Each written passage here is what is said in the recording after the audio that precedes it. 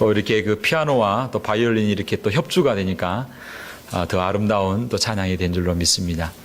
기회가 되면 우리 교회에 이런 오케스트라가 잘 됐으면 참 좋겠다 싶은 생각이 욕심이 좀 생깁니다. 보니까 이렇게 너무 아름다운 찬양 감사를 드리고요. 오늘 특별히 주님 앞에 나와 예배드리는 우리 성도님들을 주의 이름으로 축복합니다. 이 시간 하나님 앞에 예배 드리고 올라가면서 먼저 우리 가슴에 손을 얹고 하나님 앞에 고백할 수 있었으면 좋겠습니다.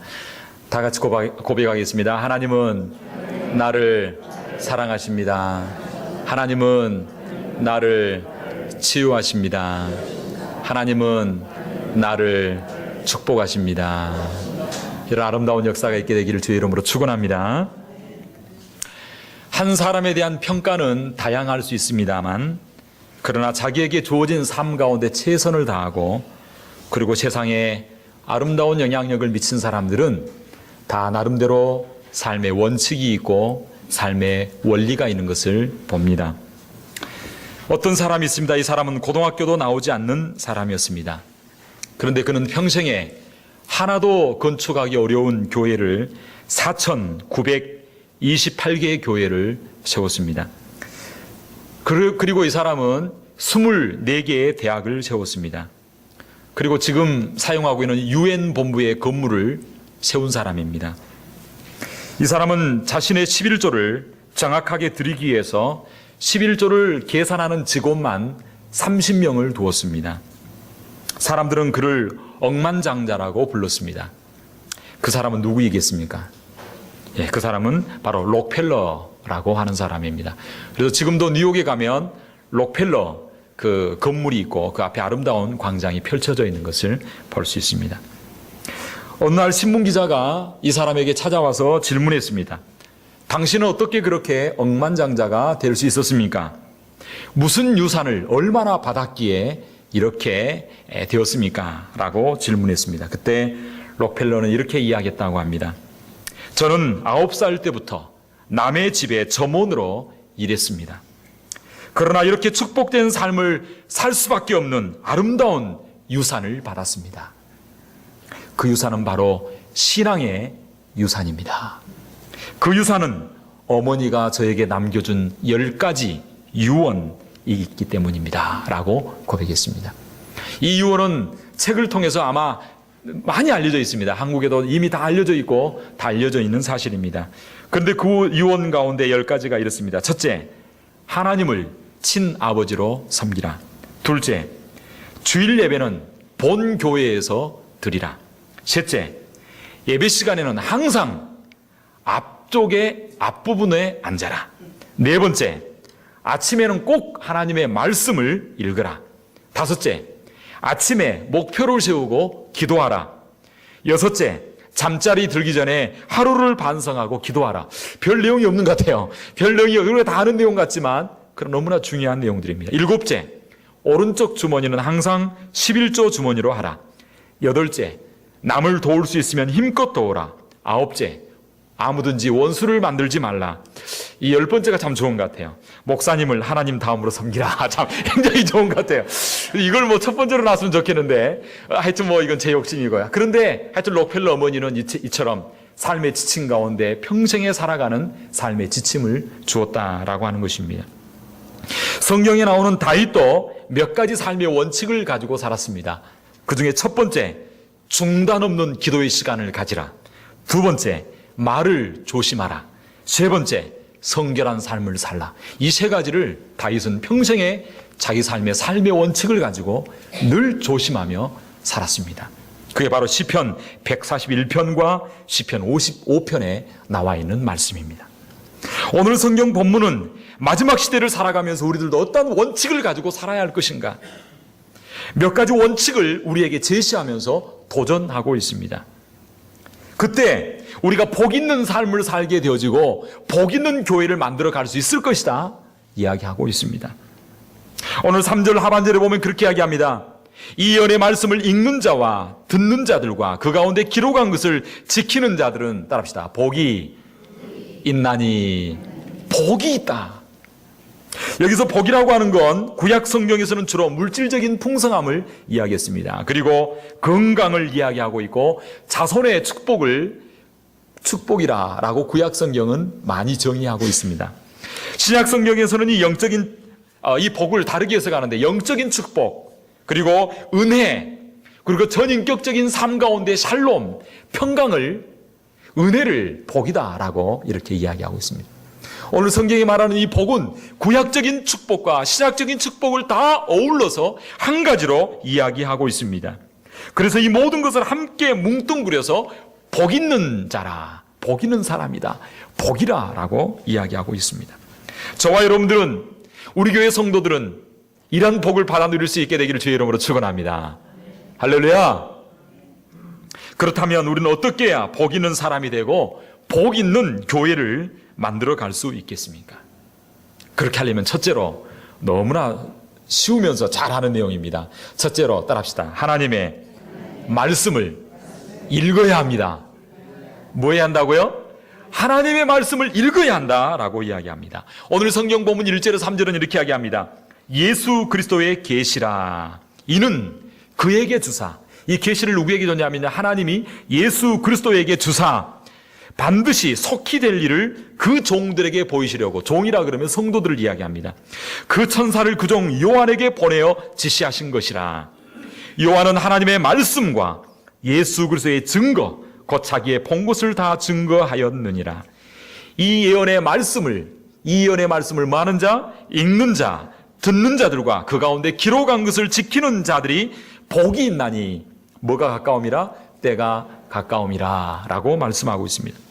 요한계시록은요, 미래에 될 일을 미리 계시하신 말씀입니다. 특별히 사도 요한이 반모섬에 유배되어 있을 때 기록한 말씀입니다. 오늘 본문 9절에 보면 읽진 않았지만 그렇게 이야기합니다. 나 요한은 너희 형제여 예수의 환난과 나라와 참음에 동참하는 자라. 하나님의 말씀과 예수의 증거를 인하여 반모로 하는 섬에 있었더라. 사실 그 당시 로마 황제가 이 요한을 죽이려고 얼마나 많이 노력했는지 모릅니다. 그런데 아무리 죽이려고 해도 죽지가 않습니다. 그래서 12제자 가운데 유일하게 순교당하지 아니하고 자연사한 사도가 바로 요한 사도입니다. 그 당시 황제가 끓는 가마에 요한을 집어넣는데 죽지가 않습니다. 그래서 나중에는 어디에 보내냐면 반모라고 하는 섬에 귀향을 보내게 되는데 바로 그곳에서 요한계시록을 기록하게 되어집니다. 그러면서 오늘 본문에 나오는 계시라고 이야기하고 있습니다. 예수 그리스도의 계시라. 이 계시라고 하는 말의 의미는 뭐냐면, 계시는 감추어두려고 놔두는 것이 아닙니다. 계시라고 하는 것은 무슨 의미가 있냐면 밝히 열어서 보여준다. 면사포로 이렇게 씌워놨는데 그 면사포 덮여있던 것을 걷어내서 드러내 보여준다라고 하는 의미가 있습니다. 하나님이 말씀을 기록하시고 계시의 말씀을 기록한 이유가 뭐냐면, 읽지 말고 책꽂이나 서재에 꽂아두라고 하는 게 아니라 밝히 보여서 읽도록 하게 하고, 그리고 그 말씀을 통하여 복을 받도록 하기 위하여 하나님은 계시의 말씀을 기록해 주신 줄로 믿습니다. 밝히 보여주어서 그 말씀을 듣고 참된 축복을 받아 누리도록 하기 위함이다 라고 이야기합니다. 이 계시는 누구에 대한 계시입니까? 누구에 대한 계시일까요? 오늘 성경 본문 1절은 이야기합니다. 예수 그리스도의 뭐라고요? 계시라. 이 계시라고 하는 것은 예수 그리스도의 계시입니다. 신구약 성경은 누구에 대한 기록이냐면 예수 그리스도에 대한 기록입니다. 그래서 우리 예수님께서 요한복음 5장 39절에 이렇게 말씀하셨습니다.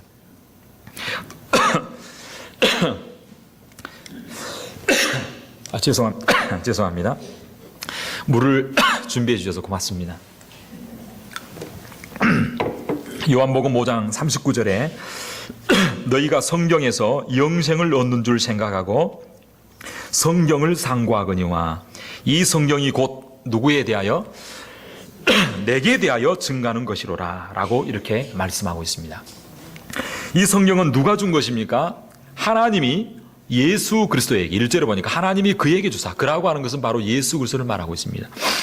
하나님께서 예수 그리스도에게 준 것입니다. 그러면 그 내용이 무엇일까요?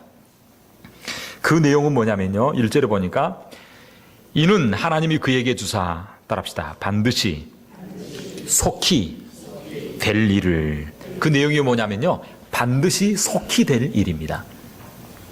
그래서 우리가 속히 될 일을 안다면 얼마나 좋겠습니까? 그런데 사실 우리는 한 치 앞을 알 수 없는 존재입니다.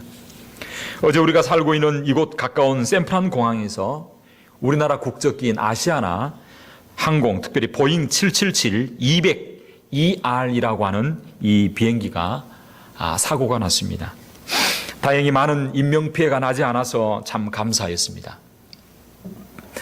우리 교회 조성규 목사님과 사모님이 샌프란으로 왔으면 어제 그 아시아나 비행기를 탔었다라고 오늘 새벽 5시 45분에 저에게 전화가 왔습니다.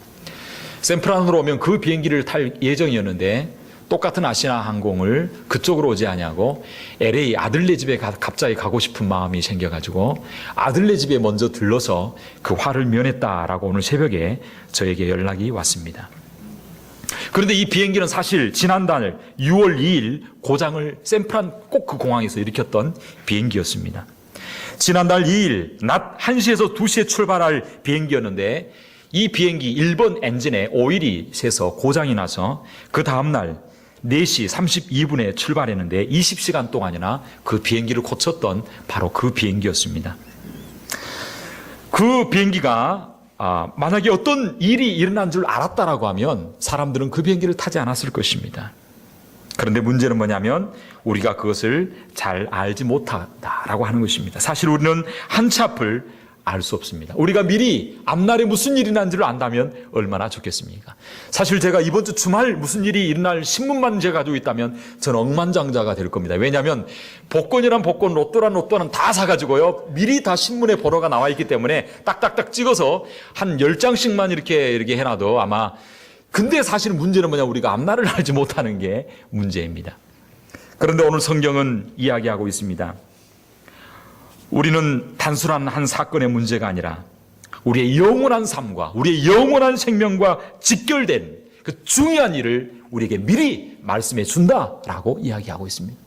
그래서 속히 반드시 될 일을 성경에 기록하면서 반드시 속히 될 일 가운데 우리가 예비하고 준비하며 살아야 할 것을 계시된 하나님의 말씀을 통하여 저와 여러분에게 전해주고 있습니다. 이 반드시 속히 될 일에 성경을 읽지 않냐고 미리 준비하지 않으면 저와 여러분의 인생은 낭패가 될 수밖에 없는 것입니다. 반드시 속히 될 일은 무엇입니까? 바로 예수 그리스도에 관한 이야기입니다. 예수 그리스도로 말미암아 성취될 구원의 역사, 인류의 역사, 세계 우주의 역사를 이야기하고 있습니다. 예수님은 하나님의 약속대로 오셨습니다. 우리 주님께서는 약속대로 십자가에 죽으시고 부활하셨습니다. 그리고 약속대로 우리 주님은 재림하여 오실 줄로 믿습니다. 그래서 오늘 본문 읽진 않았지만 7절 가운데 이렇게 이야기하고 있습니다. 볼지어다 구름을 타고 오시리라. 각인의 눈이 그를 보겠고 그를 찌른 자도 볼 터이요 땅에 있는 모든 족속이 그를 인하여 애곡하리니 그리하리라. 아멘.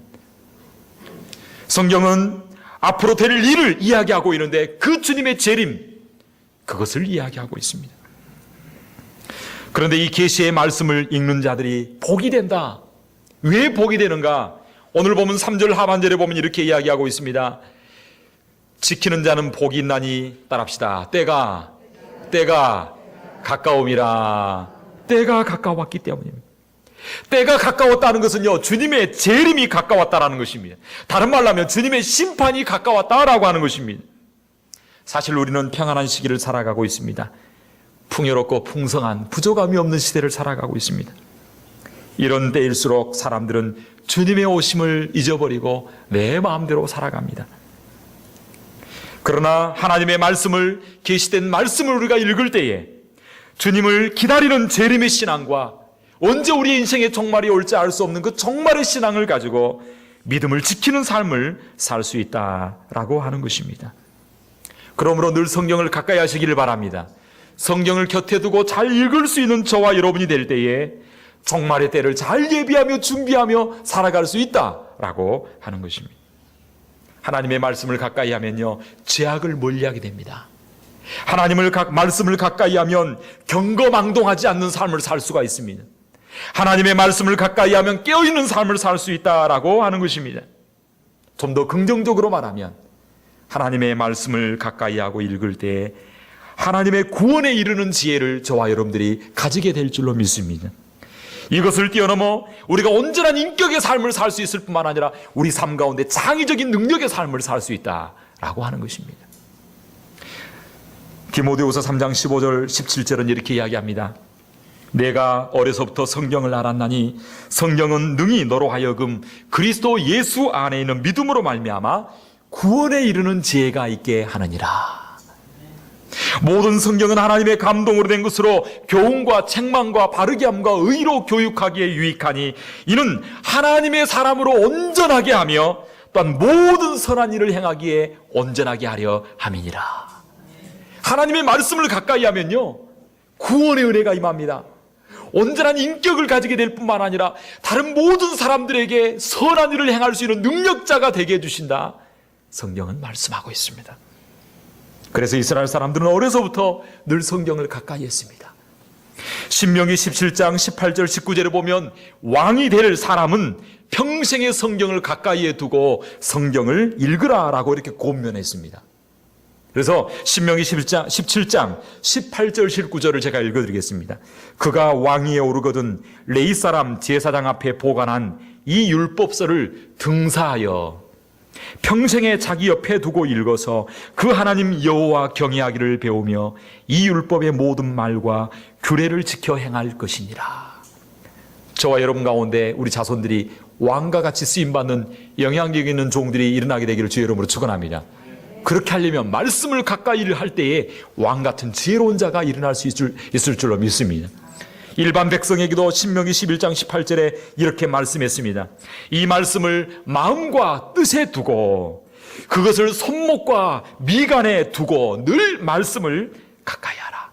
제가 가끔 대학을 방문해 보면요, 대학 가운데 유대인들은 딱 점심시간만 되면요, 딱 책상을 펴니다. 그리고 책상 볼을 펴니다. 그리고 그 안에 토라라고 하는 그 유대인 경을 머리에 두릅니다. 그리고 손목에 삐를 두르고 계속 기도하는 시간을 가집니다.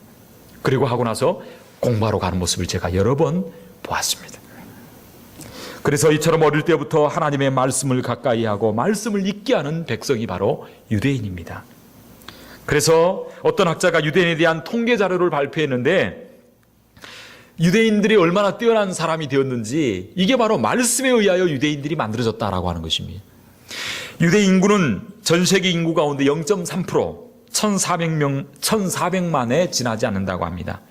그런데 노벨상을 받은 사람들이 경제학 분야에서 65%를 차지하고 의학 분야에서 23%를 차지했습니다. 2009년까지 노벨상을 받은 사람이 유대인이 179명이고요. 그리고 하버드 법대 가운데 교수 가운데 50%가 유대인이라고 이렇게 이야기를 합니다. 그래서 세계를 움직이는 그런 지도자 가운데 가장 많은 지도자가 나온 백성이 바로 유대인이다. 그런데 이러한 저력이 어디에서 나왔는가? 그건 어릴 때부터 신약 성경은 아니지만 성경을 늘 가까이 하고 성경을 읽었기 때문이다 라고 이야기하고 있습니다. 특별히 성경 교육을 어디서 하냐면 가정에서 하는데, 가정 중에서도 어디에 하냐면 따라합시다. 식탁. 식탁 앞에 늘 촛불을 켜놓고 7개 촛불을 켜놓고 식탁에서 말씀을 읽고 기도하고 밥 먹고 나서 대화를 나눈다고 합니다. 그래서 유대인의 이 교육이 굉장히 중요한데, 제가 지금 읽어드릴 이 사람들이 바로 어떤 사람들인가 한번 보시기 바랍니다. 던킨 도너츠의 윌리엄 로젠버그, 하겐다즈 아이스크림의 메스터 루벤, 허시 초콜릿의 밀턴 허시, 베스킨 라빈스 31의 베스킨과 어빙 라빈스. 이 사람들은요, 한마디로 말하면 후식을 만든 사람들이고 이런 기업을 만든 창업자들입니다. 근데 이 사람들이 어디에서 아이디어를 얻었냐면요, 늘 가정에서 식탁에서 예배하는 가운데 예배 마치고 나서 뭔가 간식을 먹어야 되는데 좋은 간식이 뭘까라고 생각하는 가운데 이러한 후식을 만들게 되었다라고 하는 것입니다. 이 사람들은 한마디로 다 유대인들이고 어려서부터 성경을 교육을 받은 사람들이었다라고 하는 것입니다. 사랑하는 성도 여러분, 성경은 영육간의 축복을 받는 복의 근원인 줄로 믿습니다. 그러므로 늘 성경을 가까이 하고 규칙적으로 성경을 잘 읽을 수 있는 저와 여러분 되기를 주의 이름으로 축원합니다. 할렐루야. 그래서 올 한 해가 가기 전에 성경을 꼭 가능하면 1독 이상을 할 수 있게 되기를 바랍니다. 아멘. 그래서 올 한 해 우리 교회 가운데 기회가 되면 우리 전 교인들이 한 100독을 좀 한번 했으면 좋겠다라는 생각이 드십니다.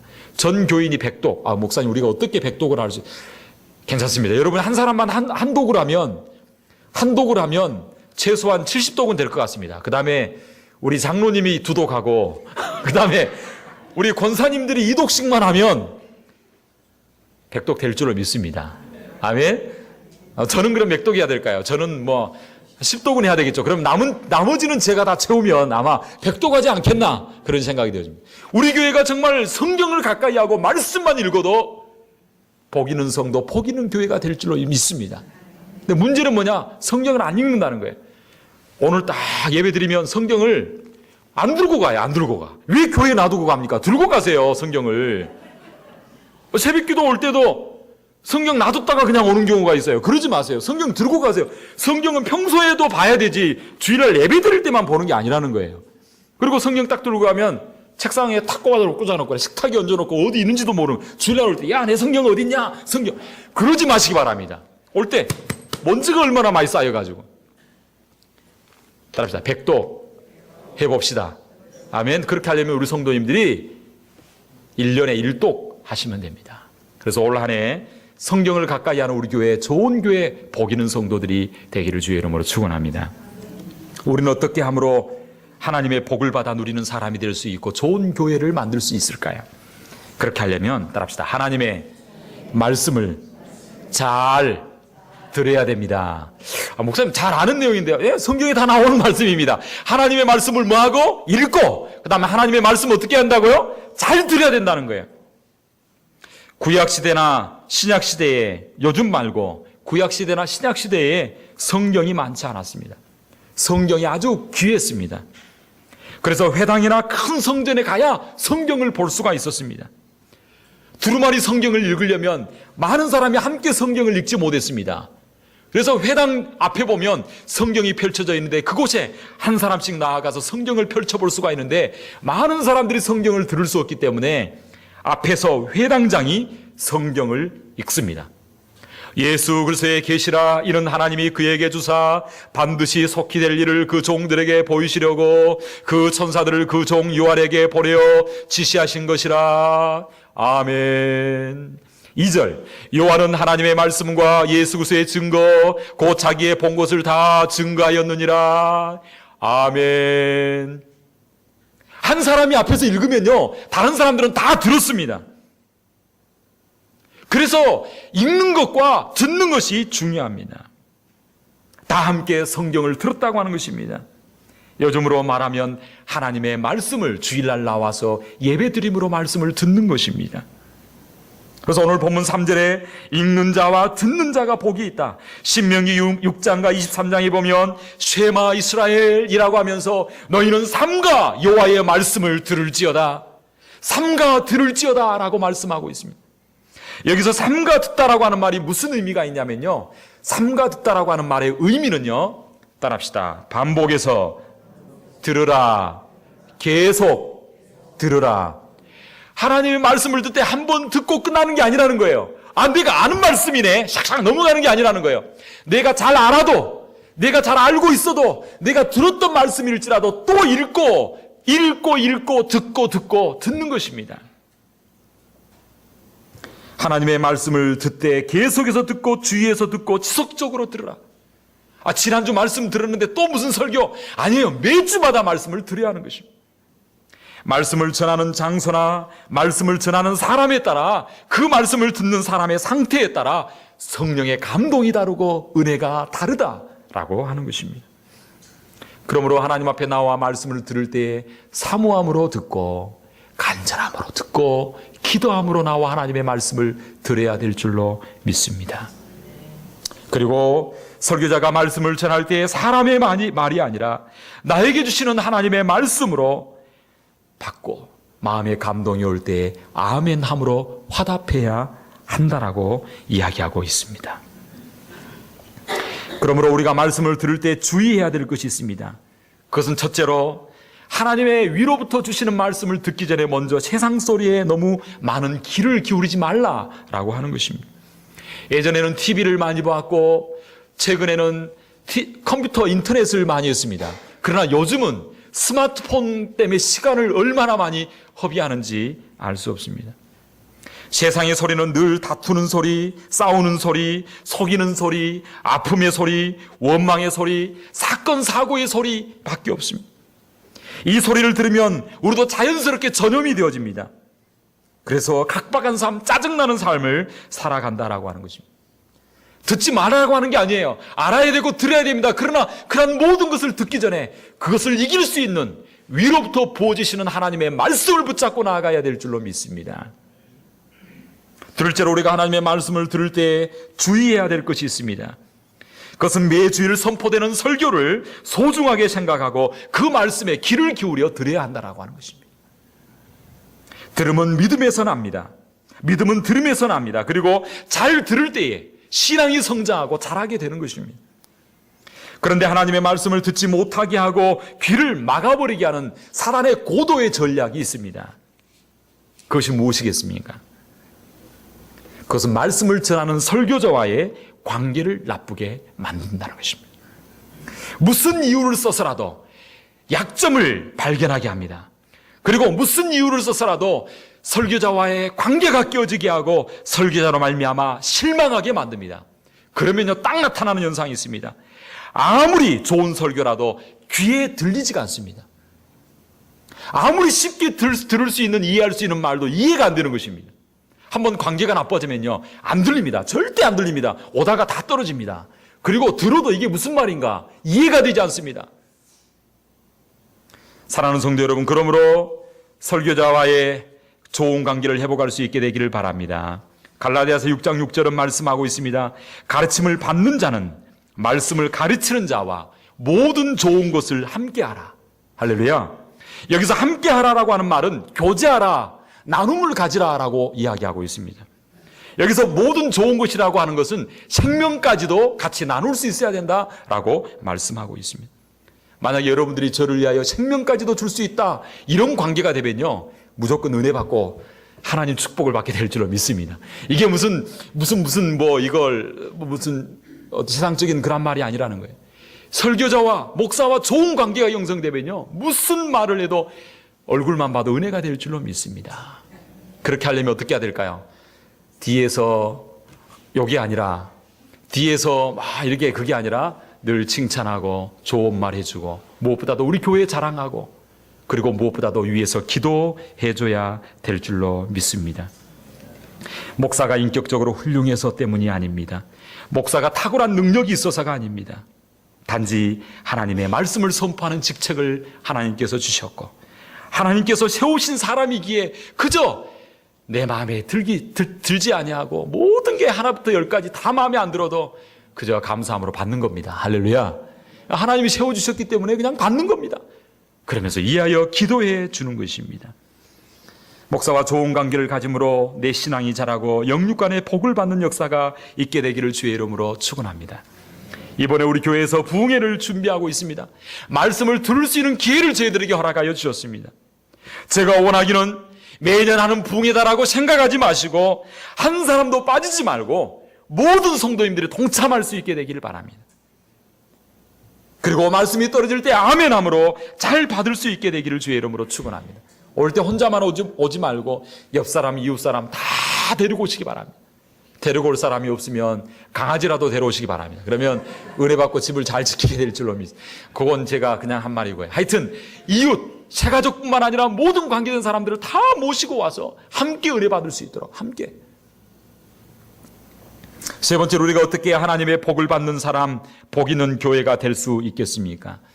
그것은 하나님의 말씀을 지켜야 합니다. 오늘 본문 3절은 이야기합니다. 이 예언의 말씀을 읽는 자와 듣는 자들과 그 가운데 기록한 것을 지키는 자들이 복이 있나니. 하나님의 말씀을 읽는 것도 중요하고 듣는 것도 중요합니다. 그러나 더 중요한 것이 있습니다. 그것은 하나님의 말씀을 지키는 것입니다. 마태복음 7장 24절 25절에도 이렇게 이야기합니다. 그러므로 누구든지 나의 말을 듣고 행하는 자는 그 집을 반석 위에 지은 지혜로운 사람과 같으리니 비가 내리고 창수가 나고 바람이 불어 그 집에 부딪히되 무너지지 아니하나니 이는 그 주초를 반석 위에 지은 연고요. 할렐루야. 하나님의 말씀이 내 마음에 감동을 주고 그리고 내 마음에 도전을 줄 때 미루지 말고 따라합시다. 순종하라. 지체하지 말고 실천하라. 실천해야 됩니다. 그런데 이런 말이 있습니다. 천국에 가면 목사들의 입만 둥둥 떠다니고 성도들의 기만 둥둥 떠다닐 것이다. 왜냐하면 말은 많이 하고 듣기는 많이 했는데 말만 하고 기만 들어가지고 몸이 오지 아니하고 입과 기만 천국에 와 있을 것이다. 이런 이야기를 하는 그런 유머를 본 적이 있습니다. 사랑하는 성도 여러분, 잘 듣고 지키고 순종할 수 있는 저와 여러분이 되어야 될 줄로 믿습니다. 신명기 28장 1절은 이야기합니다. 내가 내 하나님 여호와의 말씀을 삼가 듣고 내가 오늘날 내게 명하는 그 모든 명령을 지켜 행하면 내 하나님 여호와께서 너를 세계 모든 민족 위에 뛰어나게 하실 것입니다. 하나님의 말씀을 지켜 행하는 것입니다. 우리가 너무나 잘 알고 있습니다. 그러나 순종하지 못한 이유가 무엇입니까? 그것은 우리의 욕심 때문입니다. 우리의 생각과 뜻이 너무나 강하기 때문입니다. 그래서 지킨다라고 하는 말의 의미는 내 뜻을 접고 내가 보고 들은 대로 따른다라고 하는 의미가 있습니다. 하나님의 말씀을 지켜 행하려면 내 뜻을 내려놓아야 됩니다. 내 욕심을 내려놓아야 하는 것입니다. 그리고 내 자신을 부인하고 하나님의 말씀대로 따라 살기로 결단하는 의지적인 결단이 있어야 되는 것입니다. 의지적으로 결단하고 그리고 순종할 때에 하나님께서 역사하시기 시작하는 것입니다. 마리아는 하나님의 말씀을 듣고 어떻게 응답했습니까? 마리아가 이렇게 이야기합니다. 마리아가 가로되 주의 계집종이오니 말씀대로 내게 이루어지이다. 그가 고백하고 결단했을 때 그의 몸을 통하여 예수 그리스도가 이 세상에 오게 되는 위대한 여인이 되었다라고 하는 것입니다. 사랑하는 성도 여러분, 우리 자신을 부인하고 내 누리고자 하는 안락함과 그리고 편안함과 그 욕심을 포기하고 하나님의 말씀을 가까이 하시기 바랍니다. 말씀을 펼 수 있게 되기를 바랍니다. 말씀을 읽을 수 있게 되기를 바랍니다. 그 가운데 하나님께서 나에게 음성을 들려주십니다. 그리고 그 말씀대로 순종할 때 기적이 일어나게 되어지고 세상에 거룩한 도전과 충격을 주는 위대한 믿음의 간증자가 되는 역사가 있게 될 줄로 믿습니다. 계시된 하나님의 말씀은 축복의 말씀입니다. 이 말씀을 열심히 읽고 사모함으로 듣고 그리고 내 마음에 주신 말씀을 지켜 순종해 나갈 때 하나님께서 인정해 주시는 복 있는 사람, 복 있는 교회가 될 줄로 믿습니다. 기도하겠습니다. 기도할 때 하나님, 제가 하나님의 말씀을 가까이 하고 또한 말씀을 읽고 듣고 지키는 자 되게 하여 주옵소서. 그래서 세상에 충격을 줄 수 있는 하나님의 간증자, 그러한 기적의 사람이 되게 하옵소서. 이 시간 다 같이 주여 하며 기도하겠습니다. 주여!